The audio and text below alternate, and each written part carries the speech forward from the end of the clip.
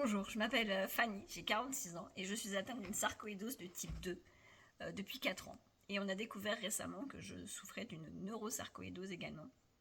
J'ai également une atteinte des ganglions lymphatiques. Au niveau de ma sarcoïdose pulmonaire, mes symptômes c'était vraiment une toux persistante qui arrivait du jour au lendemain comme une grippe mais qui se guérit pas finalement. Et je souffrais de toux vraiment violente à m'en étouffer, avec une insuffisance respiratoire, comme si mes poumons en fait n'avaient pas assez d'air pour fonctionner. Et j'étais très très essoufflée et surtout très fatiguée. Le symptôme principal de cette maladie, c'est vraiment une fatigue écrasante, quasiment insurmontable. On a l'impression que dès qu'on va se lever le matin, on a besoin d'aller se recoucher parce que c'est juste pas possible de tenir debout. Donc depuis un an, j'ai des nouveaux symptômes qui sont apparus. Ma voix s'est altérée petit à petit, donc d'où cette voix éraillée de vieille fumeuse, alors que j'ai absolument jamais fumé. Je vis à la campagne, il n'y a aucune raison vraiment d'avoir une voix aussi altérée. J'ai commencé à avoir des difficultés de déglutition, beaucoup de fausses routes, je ne pouvais plus manger. Impossible d'avaler un bout de pain. Les comprimés, c'était pas possible, ça restait coincé. Très difficile, avec une perte de poids très très rapide, puisque forcément quand on peut plus s'alimenter. Voilà. Et on a trouvé les causes. En fait, j'ai une corde vocale droite qui est paralysée, la langue à droite paralysée, et le palais qui s'est affaissé.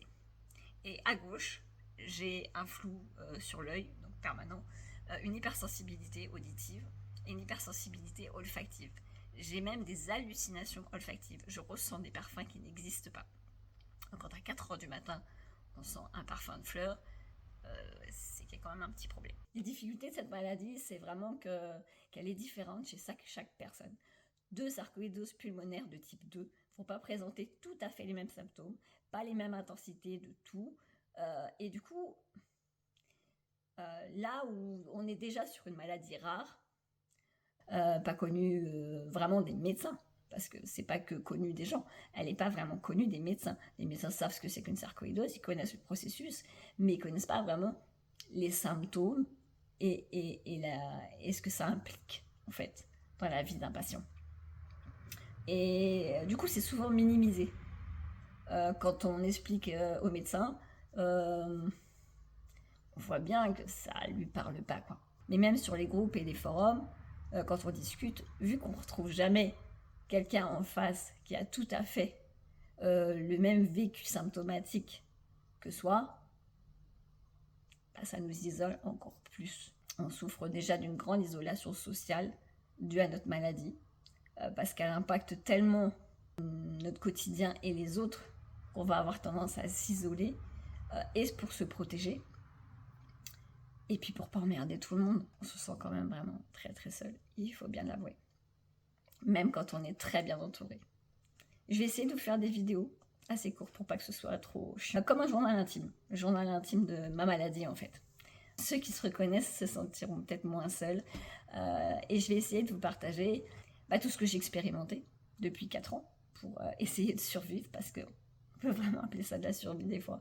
Mes trucs, mes astuces, les examens médicaux que j'ai faits, je vais essayer de vous les expliquer, parce que je trouve qu'il n'y a pas plus angoissant que quand on ne connaît pas le déroulé d'un examen médical, et c'est pas le petit papier de décharge de responsabilité qui va vous désangoisser, parce que le truc il vous fait encore plus flipper. Mais je sais que pour moi, quand on m'explique exactement à quoi je vais avoir affaire, ça me désangoisse. Je me fais pas au moins des films de me dire ouais, qu'est-ce qui va se passer, ils vont me faire ça, je vais avoir mal.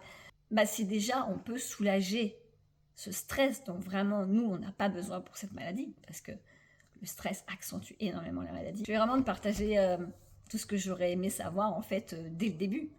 Quand j'ai demandé au médecin, est-ce que vous avez des conseils, est-ce qu'il faut une alimentation particulière, est-ce que je dois faire quelque chose dans ma vie, le médecin m'a dit non, vous continuez à vivre normalement, voilà, vous faites tout comme d'habitude. Ok, c'est pas en fait le médecin qui est dans ta vie avec une altération de la vie quotidienne, c'est toi. Et vraiment, vraiment, lui, il va voir que les constantes, oui, vous avez 2 granulomes, ok, ils évoluent pas, c'est très bien, continuez votre vie, tout va bien. C'est dur d'entendre du médecin, tout va bien, alors que toi, tu as une qualité de vie qui te semble assez médiocre, finalement. Que tu souffres tous les jours, que tu traverses des choses, difficile, que tu te sens seule et isolée parce que tu n'as pas d'infos. J'ai essayé de te partager tout ce que moi j'aurais aimé savoir dès le départ. Peut-être que ça ne te conviendra pas, mais toutes les pistes que je vais te donner, peut-être qu'elles seront à creuser et à adapter pour toi, mais peut-être que ce seront des choses auxquelles tu n'auras pas pensé, ou pas pensé tout de suite. Moi, j'ai commencé à adapter ma vie vraiment que cette année, quand j'ai commencé à ne plus pouvoir manger. Alors que si j'avais su tout ce que je sais maintenant, j'aurais commencé il y a 4 ans, quand j'ai été détectée. Et peut-être que j'aurais eu une meilleure qualité de vie. Tu peux me poser des questions. Tant que ça reste hors médical, il n'y a pas de souci, parce que je ne suis pas médecin. Donc évidemment, il y a des tas de choses, je ne peux pas te répondre. Je peux juste te partager mon expérience. Si toi, tu vis avec la maladie et que tu as des trucs et astuces à partager pour améliorer la vie quotidienne, c'est avec plaisir. Parce que plus tout le monde a d'infos, et plus les nouveaux malades, ou même les malades un peu plus anciens, peut-être trouveront des pistes d'amélioration de leur vie quotidienne. Voilà, donc tant que ça reste sans jugement et vraiment avec bienveillance. J'insiste sur le point de la bienveillance et de la tolérance. Je te dis à très vite pour une prochaine vidéo. Et sache que même si tu n'as pas tout à fait les mêmes symptômes que moi, tu n'es pas seul face à cette maladie.